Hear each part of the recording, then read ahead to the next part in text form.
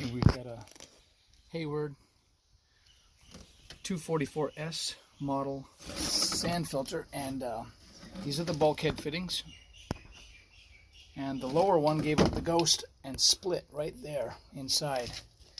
And so it's time for a new filter. I mean, you could arguably get to the top one. You just have to move some sand around. But being that the bottom one ruptured, that's all the sand that you've got to get through down there, and that's just not worth it.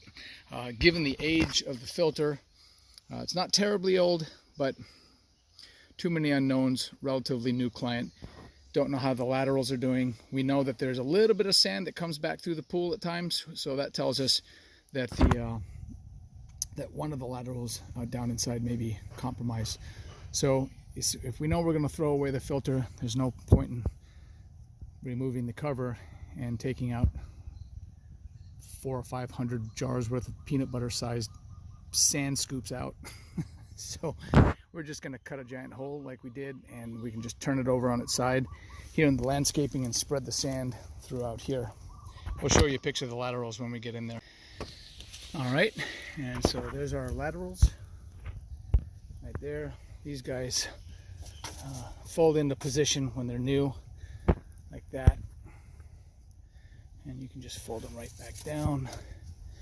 If you have sand coming into your pool, everything else is working fine for you guys, and you see sand reoccurring in the pool, you vacuum it out and it comes back the next week, it's because these little guys may have gotten brittle because people are putting pucks in your skimmers, which you should not be doing long term. Yeah, you can do it for a week or two here and there, but only if your pump is running 24/7, and that's in a total emergency.